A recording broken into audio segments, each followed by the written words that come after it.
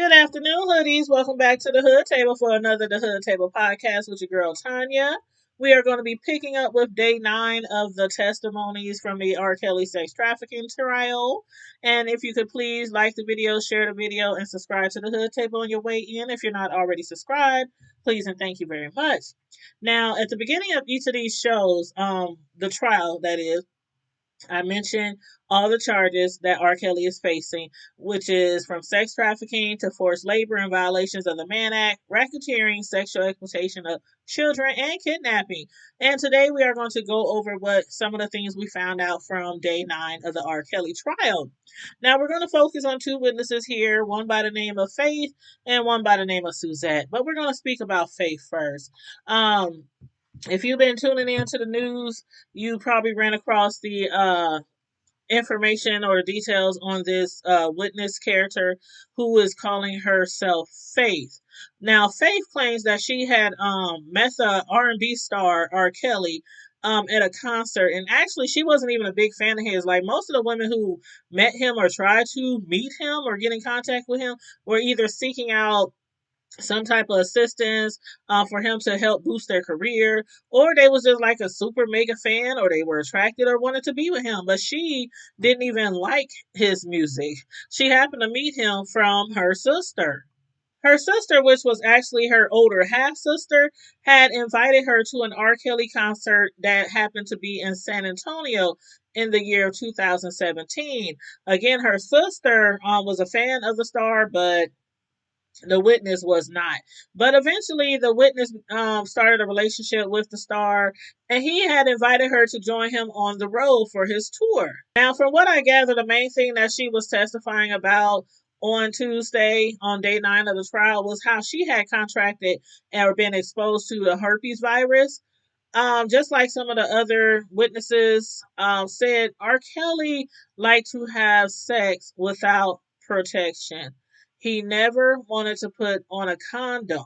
Now, his doctor, who had been his doctor for like 25 years, had testified last week that he had known like all the way back to like 2006 that R. Kelly had contracted the disease as early as 2006, and he's been treating him for it ever since. And when the witness, who calls herself Faith, had met R. Kelly, she was only 19 years old. He at that time was 54 years old and still out there having sex without protection, knowing that he had herpes. But she said that R. Kelly had paid for her flights and for her hotel rooms, so that she could attend his concerts in different cities. And in return, he would demand sex from her. From March of 2017 to February of 2018, they were in a relationship together. Not one time him using a condom with her, which was obviously how she contracted the herpes virus. This lady that testified, going by the name of Faith, said that when they initially met up, he had pressured her to have sex with him, but she claims that she wasn't quite ready to have sex with him. But then, after one concert that he had in Westbury, New York, on his tour, she had woken up the next morning to R. Kelly stopping by her hotel room, inviting her to take off some of her clothes and rub on Daddy, as he likes to be called. Again, she had claimed that she wasn't quite ready to have sex with him, even though he kept pressuring her to have sex with him. But even though she wasn't ready to have sex with him, he told her, "I'm at my best when wanted." And again, like I said before, I wonder if some of these women had found out immediately that it was a possibility that he was carrying the herpes virus. Would they have even gave him a second look? But anywho, moving on to the second person that I want to talk to you guys about, which happens to be a former personal assistant or ex-personal assistant of R. Kelly's, who also testified yesterday on trial day 9. Now, her name is Suzette Mayweather. And again, she testified against R. Kelly, her former boss, yesterday on day 9. Mayweather, who first met Kelly in the late 90s, was his former assistant. She was called on to give specific details of Kelly's strenuous rules and restrictions, as well as the punishments for those who didn't adhere to his rules. Mayweather claims to have overheard or later learned of women being physically abused by the singer. R. Kelly has some very strict rules, as we already know, as well as everyone in his camp, including his assistants, his managers, his bodyguards, etc. They all were actually responsible for making sure his girls never broke any of his rules. And not only have we heard of how he would punish his girls, but we've heard of how he would dock the pay of his employees as well for disobedience. The other day, Tom Arnold, one of his former employees of 8 years, had testified against his former boss. He told the jury how R. Kelly docked a week's pay from him when he wasn't able to secure a young girl to take Kelly and his girlfriends on a tour at Disney World. Mayweather and Kelly, after knowing each other for decades, came to have somewhat like a brother sister relationship. Still yet, even though she also became his personal assistant in 2015, he was very strict with her as well. She testified in court how the two of them would even get into arguments during the 16 months that she had worked for him. He would even send her on weird errands to see if she would pass his tests. One of those tests were asking her to get him a sweet potato pie in the middle of the night. She must have gone to a 24-hour Walmart because she sure came back with several frozen pies from the store. Working for him, especially at his chocolate factory recording studio in Chicago, she became very familiar with his likes, dislikes, and strange requests. Then, yesterday on the stand, Mayweather testified how her pay was once docked as well because she allowed one of his girls to leave a van to use the restroom without his permission. He didn't just dock her pay either. He also made her write an apology letter, like something you do to a small child, or to a child like in school who do something wrong and they got to go to the chalkboard and write a million times, I promise I will not, shall not. But then another incident that she testified to was when R. Kelly had punished some of his girls for twerking at a January 4th, 2016 all-female birthday party. Mayweather told the jury that Kelly was upset because the ladies were twerking for cake. I'm gonna need some more information on that. Twerking for cake. But anyway, Mayweather also claims that the women were forbidden to speak with anyone without Kelly's permission. But I was just appalled when she said that when he would have the ladies like on an elevator, once they got into the elevator, they had to turn around and face the walls in the elevator. And when asked how many of Kelly's girls he would have that, who he would do that to, she said all of them. That's bizarre, just outlandish, some of the things that he demanded from his people or his girls. Anyway, another incident that Mayweather spoke of was how she had gotten Kelly extremely angry from her speaking to Dominique about the singer. Dominique, as some of you might know, was one of the participants in the Surviving R. Kelly series on Lifetime because she was also one of the women he was in a relationship with at the time. Dominique had come to her to speak about the singer, but he has rules. And one of those rules is that nobody is allowed to discuss his private life or his affairs with anyone inside or outside of his circle. And when he found out about their conversation, Mayweather said he became enraged. And it was to the point that even though they had a brother sister type of relationship, his anger left her shaken up quite a bit. She said she had never seen him that angry before. And of course he was upset. I mean, the things that he did to the people, he was in a relationship with or working with was not something he needed or wanted everybody to know. And as far as those of you who might not be even familiar with Dominique or might have forgotten about Dominique, let me refresh your memory. Now, Dominique, again, she was one of the participants of the Lifetime series Surviving R. Kelly. And she was one of the friends who were invited to meet R. Kelly, along with like Azriel and Joy. Geronda had actually brought her to R. Kelly. Now, After Deronda had started hanging out with R. Kelly, he instructed her to bring along more friends. And out of all the people that my heart reached out for on that Surviving R. Kelly show, it had to be Dominique Gardner, aka Dom. That Dominique Gardner, on the first season, her mother had gone to the hotel where she was staying with Joyce Lynn. And remember at that time when her mom had went to the hotel, she was trying to bring her daughter home. But her daughter didn't want to talk to her and hadn't spoken to her in a really long time at that time. Due to R. Kelly keeping his girls isolated from, their friends and family. He would allow them to have a phone, but they could only make calls, with his permission, and they could only call the people that he allowed them to speak to. And so, because of that, her mother just knew that something was wrong, just like some of the other mothers of some of the other girls. And so what she did was, along with the assistance of the Lifetime Movie Network or Lifetime Network, she went up there. They took her up to the hotel. Her mother had the hotel call up to the room where the girls were staying to tell Dom that there was a package for her in the lobby. But Dom told the desk clerks that she couldn't come downstairs.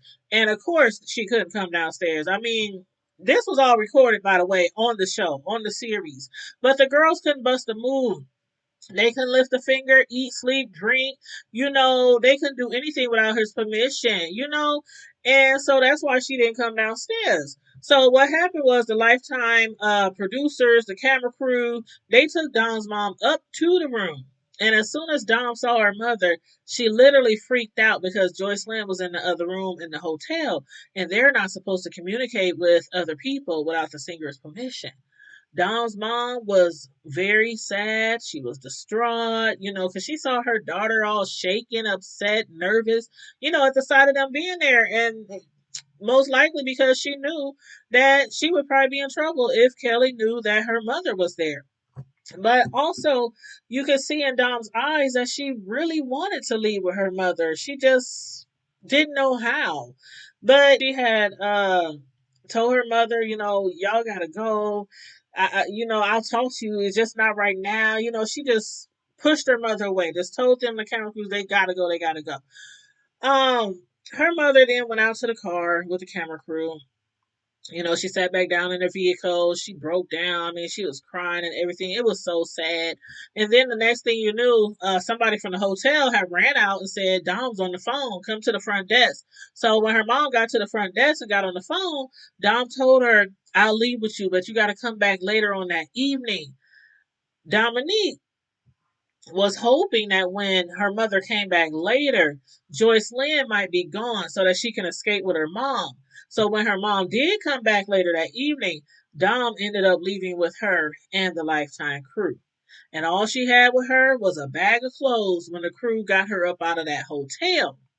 Now, back in season 1 of the Surviving R. Kelly series, you might recall how Dom didn't want to have anything to do with the press, the media, the producers, the camera crew. She just wanted to be as far away from R. Kelly and back with her family. When season 2 started, she had thought about it, she had reconsidered it, and she decided to even tell her story in season 2. And we know that for years, there have been rumors going around, circulating around, that R. Kelly was bisexual, allegedly. But even knowing that, I was still shocked when Dom told us that R. Kelly always wanted her looking like a boy. He would make her keep her hair shaved, keep it close cut or short cut. He had her wear boy clothes down to her boxer underwear. And if you remember, Dom was looking like a whole boy on both seasons of Surviving R. Kelly. But the thing about it though, she was actually like tomboyish. She was on the tomboy side, but she wasn't, okay. Anyway, Dom's mom, who claims that Dom had lost a lot of weight, said that she was about 98 pounds at the time when they rescued her. I don't remember how much she weighed or if her mom even said how much she weighed. She just said that she was a lot bigger, before she was introduced to R. Kelly. And she expressed to Lifetime how it looked as if her daughter hadn't eaten in a long time. And that might have been true because, if they broke any of his rules, they couldn't eat. That was one of the things he would not allow them to do is to eat. But yeah, Dom also was one of the most rebellious ones. So that may have coincided, with her being disobedient, with her, down to 98 pounds, because she was like the most rebellious of the girls in the penthouse, living with R. Kelly in that hotel. And on the show, Dom had explained one of the times that they had gotten into it because of her rebellion. During the series, Don told us how at one time she was at a party with a singer, and he had told her to come here. He had summoned her, but she didn't go. She didn't want to go. She was saying she was chilling. I was sitting in a sofa, sitting on a chair or something, and she was just chilling, real comfortable. So she didn't come see what he wanted. And the next thing you knew, he must have snatched her up by her hair so hard that he pulled her hair out her scalp. And then some days later, when Dawn was combing her hair, it was just coming out in huge chunks, she claimed, on the series. And when R. Kelly asked her about it, like, what's up with your hair? She told him, you don't remember the other day when you snatched me up by my hair? You pulled my hair out. You know what this man said? Oh, that's okay. You probably look better with short hair anyway, so just shave it off and keep it off. And that was when she shaved all of her hair off and started looking more and more like a boy, dressing like a boy. And again, around that time as well, there were allegations that R. Kelly actually did bring young boys around them for them all to have sex with. And we done heard about some of that so far in the trial as well. So that's how she ended up looking like a boy for R. Kelly. Then sometime later, Joyce Lynn and Dom, they were out shopping when somebody from TMZ took a picture of them. That was actually the first time in a long time that the ladies had even been seen out in public. Dom's mother happened to be also one of the people who saw the TMZ pictures, being posted all over social media of her daughter. And around that time as well was when Lifetime had reached out to her, about the documentary. So her mother, she was like, yeah, I'm gonna do it, because her daughter, she said, was looking like distressed, sad, not happy at all. And then, like she said, she had lost a lot of weight. So she decided to participate in order to bring her daughter back home. So that is the story behind Dominique and R. Kelly. And I want to mention one thing that I believe a lot of these women had, and that was the Stockholm Syndrome. That's when people have been abused, by somebody that they love or respected for so long that they fail to see any reason to escape or try to leave that person, even though they're being repeatedly abused. They also believe that eventually the person abusing them will start treating them better if they keep loving on them and keep sticking around to be with them. Sometimes it works, sometimes it does not work. But anyway, that is about all I wanted to say today regarding to the day 9 of the R. Kelly sex trafficking trial.